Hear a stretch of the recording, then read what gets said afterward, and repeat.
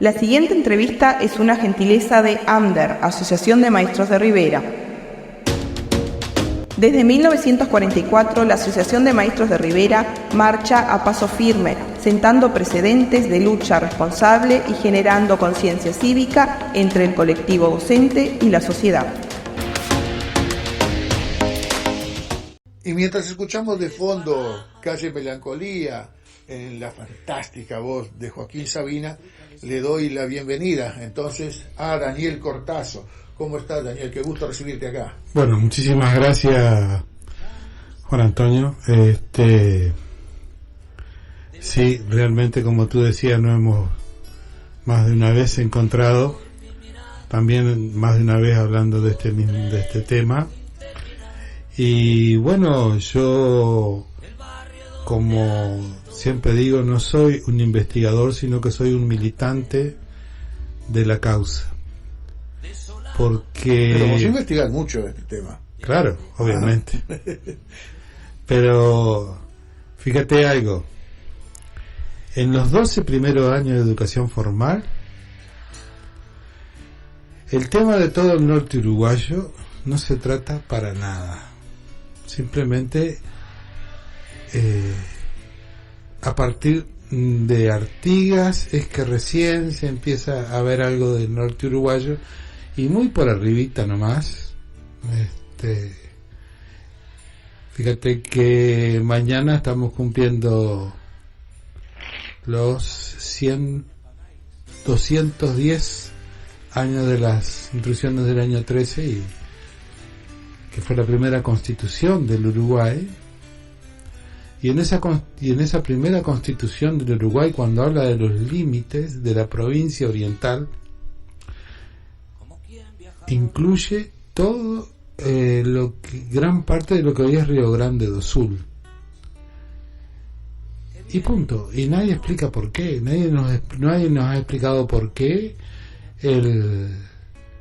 gran parte del norte uruguayo tiene una toponimia de origen guaraní, 2 divisiones políticas con nombre de origen guaraní, como los departamentos de Paysandú y Tacuarembó. Y yo personalmente le digo, yo comencé a estudiar la licenciatura de Historia Nacional Americana en el 1970, hace algunos añitos, y no terminé la licenciatura por diferentes circunstancias, pero en los 2 años y pico que yo estuve, jamás se habló sobre el tema del norte uruguayo. Y la historia del Uruguay comienza en el norte, no comienza en el sur. Por el sur pasaban los barcos de los conquistadores primero, los colonizadores después, y bueno, veían algo y comentaban. Los primeros que se establecen son los portugueses en 1680. ¿Y por qué pegan el salto desde Laguna, allá en Florianópolis, hasta Colonia? ¿Por qué, si tenían esas ambiciones? Simplemente porque acá se había desarrollado una cultura que entre sus aspectos estaba el de la milicia. La cultura jesuítica guaraní tenía muchísimos aspectos. Uno de ellos era el miliciano. Todos los domingos se entrenaba de acuerdo a los famosos tercios españoles, que fueron un ejército que en Europa hizo roncha. Pero no solo eso. Acá ellos descubren lo que se llamó la vaquería del mar en la cuenca del Cebollatí, el río de las cebollas blancas, según el guaraní, que se fue como una gran estancia de cría, y ellos empiezan a transportar el ganado para alimentar, porque el ganado fue la manera que utilizaron las reducciones jesuíticas para hacer los aportes de proteína animal que en el estado prehispánico los indios guaraníes fundamentalmente, aparte de plantadores, la proteína animal la obtenían de la caza y de la pesca, y esa ganadería requiere no solo de la vaca, sino también requiere del caballo. Y toda esta zona donde hoy vivimos nosotros perteneció a la estancia de Yapeyú, y los indios yapeyuanos desde su fundación tenía dimensiones gigantescas esta sí, por porque supuesto. vos decís que acá donde estaba la estancia de Yapeyú, pero llega hasta por Paysandú adentro, y si no me equivoco, Río Negro. Acá, al oriente del río Uruguay, la estancia, al norte el Ibicuí, y al sur el Queguay, de acuerdo a la cédula real del gobernador de Paraguay, Blasque de Valverde, en 1657. En la realidad se llegaba al Río Negro, y más, hasta el río Yi, y no es por suposiciones, sino porque hay documentación que lo demuestra. Digamos que mitad de lo que es el territorio nacional hoy. Prácticamente. Y bueno, y ellos introdujeron el ganado, que nos ha caracterizado, por lo menos hasta estos tiempos, como una parte fundamental de la economía de este país y de la zona platense. Y bueno, ellos, hasta la aparición del alambrado a fines del siglo XIX, principios del siglo XX, porque muchos dicen, no, el alambrado llegó con la torre allá por 1870 y algo.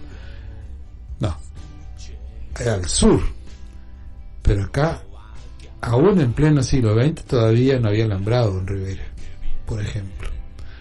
Todavía se sigue utilizando los mojones o los cercos de piedra, si los hubiera.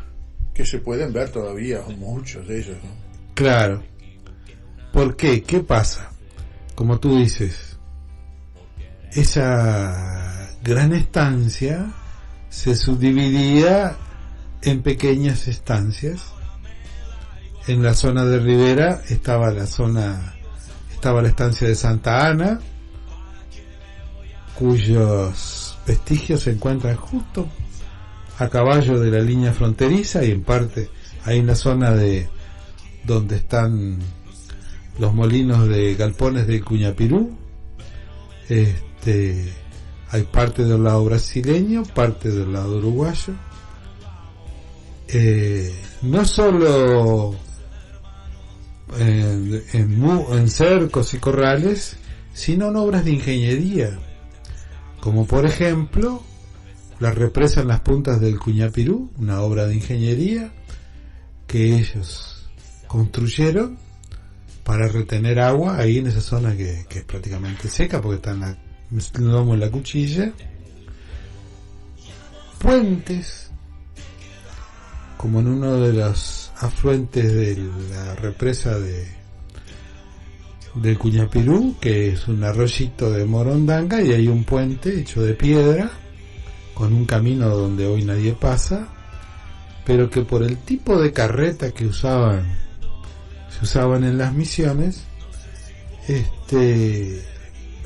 requerían de, no son esas carretas que nosotros imaginamos con esas ruedas de 2 metros de diámetro. Eran carretas con ruedas de 80, 90 centímetros y muy problemáticas. Pero lo que yo quiero aclarar, una cosita que quiero aclararte antes de terminar, es que los indios de Yapeyú no solo eran guaraníes. La mitad de los indios de Yapeyú eran guaraníes y la mitad de los indios de Yapeyú eran minuanos. Eran familias interétnicas que cuando se funda el pueblo ya conocían el caballo. Es decir, el minuano es muy importante dentro de lo que fue el pueblo de Yapeyú, no solo en la fundación en 1626, el 4 de febrero de 1626, sino que 100 años después aún se remarca la existencia de familias interétnicas. Daniel, ¿venís con tiempo? Sí. Vamos a escuchar entonces los compromisos comerciales de la emisora y al regreso Sí. seguimos dialogando con esto porque vamos a tener un buen tiempo para hablar sobre esto. Con mucho gusto. Bueno, cuando son las 21 horas y 9 minutos de esta noche de viernes 12 de abril del año 2024, seguimos dialogando con Daniel Cortazo. Lo tuve que interrumpir porque ya venían los compromisos comerciales, pero creo que más o menos habías culminado tu referencia, ¿no, Daniel? Bien. Lo tuyo es pasión por lo místico religioso, incluido dentro de la pasión histórica, o te tira más lo histórico propiamente dicho. Es imposible comprender al ser humano si no le integras a su pensamiento lo místico religioso de cualquier tipo. Y eso es lo que ha movido a la humanidad desde que tenemos noticias, ¿no? Y bueno, y en este caso a mí lo que más me asombra es que, por ejemplo, un Voltaire, uno de los representantes más grandes de la Ilustración, ateo y antijesuítico al grado máximo, al referirse a las misiones del Paraguay, de la cual nosotros somos parte, sintetiza como triunfo de la humanidad. Quiere decir que acá todas esas construcciones enormes que se ven de cercos, de corrales, que son kilométricos, en el caso nuestro, los vestigios esos monumentales como San Miguel, San Ignacio Miní, Trinidad, si no hubiera habido una mística, una religiosidad, atrás de eso no se podía hacer, porque eso no se puede, no son obras que se hacen a látigo, son obras que se hacen por convencimiento, y el esfuerzo, según dice el padre Meliá, que fue un investigador paraguayo que vivió mucho tiempo con los guaraníes, para el guaraní el trabajo es como un juego y trabajan jugando porque trabajan en comunidad y saben que cuando se termina el trabajo hay fiesta, y eso es también parte de por qué han quedado esos enormes vestigios hoy por hoy, ¿no? Decía vos que comenzaste la licenciatura y no la culminaste. ¿Cómo te definís? Bueno, lo dijiste, pero a mí no me convence eso que vos dijiste, que sos meramente un militante de la cultura. Vos tenés una formación, porque no puedo creer que con solamente 2 años de la licenciatura vos hayas adquirido todo este bagaje. Has investigado mucho. ¿Cuáles son tus fuentes de información como para poder alcanzar ese bagaje enorme que obviamente hoy no va a ser posible ilustrar a la audiencia de Equidad FM, porque solamente en el programa de televisión has estado 2 veces y ha sido una ínfima parte de todo lo que vos venís trabajando? Bueno, una de las cosas que yo aprendí en la Facultad de Humanidades fue investigar, el ir a las fuentes y de ahí sacar los datos. Y luego hay otra parte que hay que tener en cuenta. A mí a veces me rechifla cuando leo un libro que solamente dijo fulano, dijo mengano, dijo sutano, dijo perengano. O sea, no investigó. No investigó, simplemente copió. Y no arriesga, porque el investigador de cualquier cosa tiene que arriesgar una hipótesis y trabajar sobre esa hipótesis Para que el mismo pueda ser refutado. exactamente.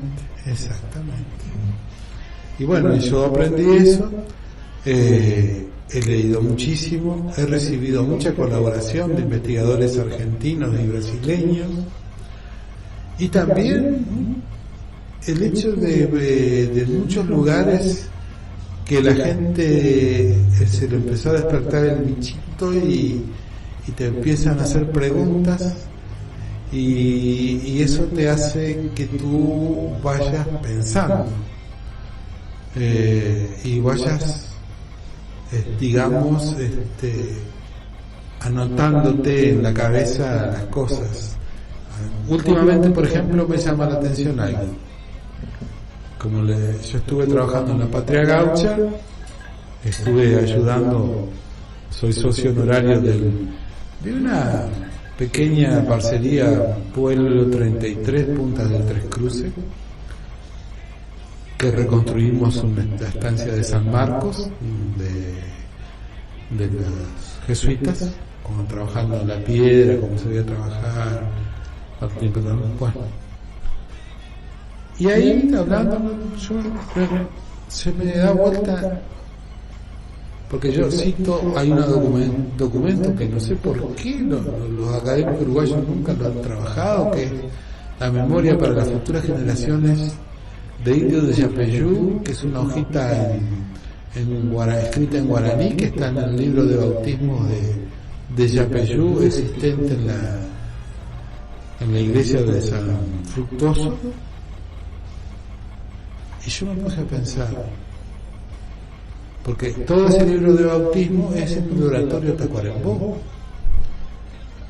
y don Ramón de Cáceres en 1832 funda San Fructuoso. Entonces me puse a pensar, pero ¿cómo? San Fructuoso se funda, pero ahora está Tacuarembó, y antes de San Fructuoso estaba el oratorio Tacuarembó. Quiere decir que acá hubo una gran población indígena que impuso el nombre. No impuso el nombre. ¿De dónde viene Tacuarembó? ¿A dónde va Tacuarembó? ¿De dónde viene Tacuarembó? Porque y entonces eso ya te entra a picar, se te mete la pulga en la oreja, como se dice, y bueno. Y ahora estoy investigando eso y me estoy dando cuenta de que sí, que hubo un pueblo. Y bueno, antes de don Ramón de Cáceres. Vos investigaste y en cierto momento me pasaste información sobre algo importantísimo que tenemos en nuestro país y que no se ha divulgado muchísimo. La gran prensa, o entre comillas la gran prensa, se ha encargado de ocultarlo, no quiere que se vea mucho, que hace parte de la estancia Castillo Morató, allá en las proximidades de Quechua. Exacto. Esa estancia Castillo Morató, que además de la superficie de la estancia, tiene esa monumental obra arquitectónica que es el castillo propiamente dicho, tiene los corrales compuestos por muros de piedra construidos por jesuitas. Fue declarado Patrimonio Histórico Nacional y parece increíble que el propio Estado uruguayo lo esté depredando. ¿Quieres comentarlo? Bueno, sí, porque constitucionalmente cuando se declara Monumento Histórico Nacional un predio, no se pueden hacer modificaciones en el predio, salvo pedido expreso del propietario para hacer una mejora, un arreglo, una cosa. Y bueno, la UT ahí está colocando unas torres de 50 metros de altura que supuestamente van a integrar un circuito no me acuerdo cómo se llama eso, de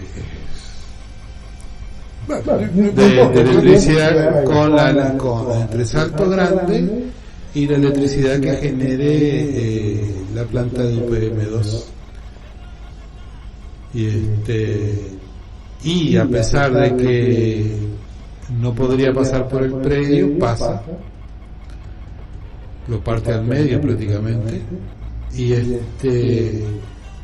pasó mucho más cerca de lo que recomendaron los arqueólogos del BID, y eso provocó derrumbes en los muros de piedra, porque los muros de piedra son de piedra seca, es decir, no tienen argamasa, su estabilidad la da la forma constructiva, pero en un suelo basáltico, que es un suelo muy duro, bueno, el trabajo de perforación derrumbó algunos trozos del muro. Parece increíble justamente, pero pudiendo pasar por otro lugar, no, y además de eso, lo más grave de esto es que habiendo modificado el plano original de por dónde pasaría esta línea de alta tensión, para que no pasara por los campos de cierta familia con vínculos políticos con algún director de UTE. Exactamente. Eso fue lo más increíble. Yo tuve acceso, gracias a que uno de los propietarios de la estancia me arrimó el material, a las actas de la Comisión de Patrimonio del Parlamento, donde a mí honestamente me daba vergüenza leer aquello, porque no tiene contrafuerte, no tiene posibilidad de defensa lógica, lo que estaba haciendo la UTE. Y agrandando 30 kilómetros más la línea. Exactamente. Y lo más grave de todo esto acá es que es una obra financiada por el BID, y el BID envió técnicos que corroboraron el daño estructural que podría estar ocurriendo a estos patrimonios históricos, y aún así la obra sigue su camino. Hoy en día, ¿en qué está eso, Daniel? ¿Vos tenés contacto con la familia? No, sí, igual, sí. Simplemente mandaron, el BID contrató una auditoría externa para que lo comprobara, y bueno, estuvieron allá y lo comprobaron, pero no creo que vayan a cambiar nada. Bueno, vamos a pasar con información hace algunos días, que voy a dar lectura porque está bastante interesante. Me mandaste un texto, lo voy a leer en portugués, porque acá somos pocos y nos conocemos, todos entendemos el portugués, no voy a estar traduciendo. Dice así: Ley número 14.838 de 10 de abril de 2024. Cria a Rota Turística do Caminho das Missões no Estado do Rio Grande do Sul. O Presidente da República faça saber que o Congresso Nacional decreta e eu sanciono a seguinte lei. Artigo 1. Esta lei cria a Rota Turística do Caminho das Missões direcionada ao segmento de turismo cultural, rural, histórico, religioso e científico.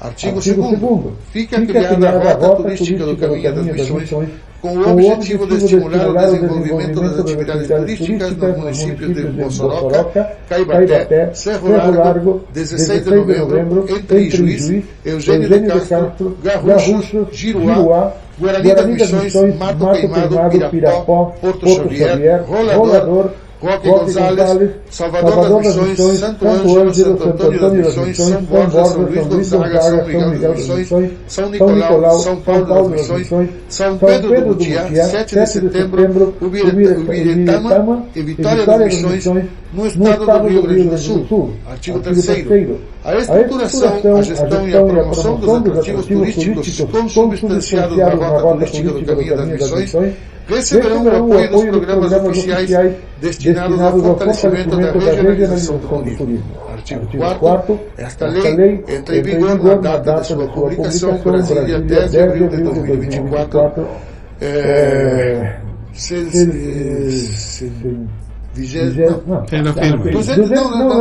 Ano da independência do 136º da independência da República. Luiz Inácio Lula da Silva, e aí assinam, firman outras pessoas. Por lei se reconoce, o mejor dicho, se crea Ruta Turística Camino de las Misiones. un salto importante político para esta zona próxima, ¿no? Porque por más que territorio brasilero, como vimos, la historia nos atañe a todos. No, y además otra cosa, que ellos tienen claramente que su origen es hispánico, no es portugués. Le costó mucho trabajo lograr el reconocimiento de la historiografía oficial, porque la historiografía oficial daba que en Río Grande do Sul el primer establecimiento era justamente Río Grande en 1733. Y ellos, no, pará. Acá las primeras ciudades se fundan en 1628, 1629, 1634. Después hay un interregno a raíz de entre el 40 y el 80 a raíz de los bandeirantes, y vuelve otra vez. Y son hispanos. Y ellos se consideran justamente hispanos.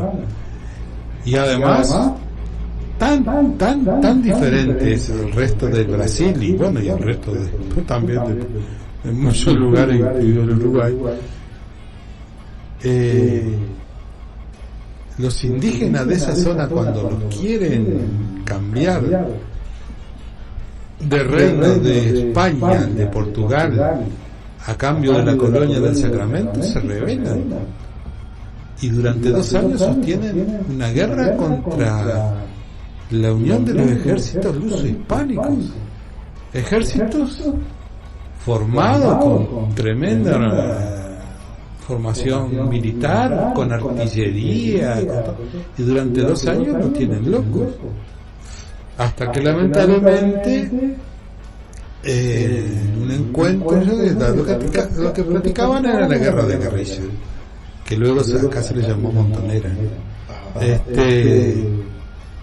El jefe militar cae, y bueno, se tropieza a caballo, cae, y el don Javier de Viana, el gobernador de Montevideo, le pega un tiro en la nuca y lo mata allí del suelo. Y a los pocos días el jefe político Nicolás Ñangueru da una batalla campal y bueno, los hacen pomada. Pero quiere decir que ellos se sienten muy unidos a nosotros. Es más, a mí me integraron a ese grupo como parte de ellos, porque ellos sienten que en las estancias que se dieron acá en estos lugares, se dio la comida para que se pudieran esos pueblos sostener, porque si no había comida, como sucedió más de una vez, hubieron tremendos problemas. Y toda esta zona, nosotros tenemos que darnos cuenta y caracterizarlo como que fue una zona de frontera. Siempre fue una zona de frontera. Acá nunca voy a usar una palabra que usaban mucho los hippies. Nunca hubo peace and love. Siempre hubo que estar con las armas en la mano. Siempre. En los últimos minutos, nos quedan algo así como 2 minutos y medio nada más. Te hago una consulta porque justamente se generó alguna duda. Yo he recibido varios mensajes con respecto a esta ley y llama la atención que esta ley menciona como ruta turística del Camino de las Misiones a una infinidad de pueblitos que en realidad no hacen parte del Camino de las Misiones propiamente dicho. El Camino de las Misiones está compuesto por nada más que 7 ciudades. ¿Por qué se calculé algo que se incluyeron a todas estas cantidades de ciudades que incluso algunas de ellas están ubicadas bastante lejos del Camino? Bueno, por lo que pasa que todo en las sierras del norte, con el límite con Santa Catarina, ahí estaban las estancias de estos pueblos. Y hay muchísimos vestigios de estancias en esos lugares, en la zona de ahí de Ventos Goncalves, por ejemplo, toda la zona de la Serra Gaúcha, la más al norte que se ha encontrado es San Sebastián de no sé qué, que está allá a 1400 metros de altura, cerquita del mar. No. Y ahí se estableció una de las grandes estancias, que fue la estancia de los Pinares, que fue descubierta por los portugueses y se la saquearon, ¿no? Daniel Cortazo, la verdad que hicimos un bloque y medio y siempre nos queda cosa para conversar, ¿no? Y bueno, Un gustazo realmente, como siempre, Se dialogar queda. con vos. Y bueno, en algún otro momento vamos a seguir dialogando. Con mucho gusto. Me van a decir que sos figurita repetida si seguimos así. Pero bueno, la verdad que es un gusto siempre escucharte. Muchísimas gracias, Disfrutar igualmente. de todo este bagaje cultural que aportás a quienes deseen estar ávidos por algo de nuestra historia. Claro. Un gustazo, Bueno, el gusto es mío y el agradecimiento fraterno contigo y con todos los que han tenido la paciencia de escucharnos. Bueno, y mandarle un saludo grande a mi amiga, tu compañera, Ivonne, gran compañera, profesora de portugués, ahora acogida a los beneficios jubilatorios. Sí, y dedicada a lo que realmente siempre le gustó, que fue la música terapia. Exactamente. Gracias. Desde 1944, la Asociación de Maestros de Rivera marcha a paso firme, sentando precedentes de lucha responsable y generando conciencia cívica entre el colectivo docente y la sociedad.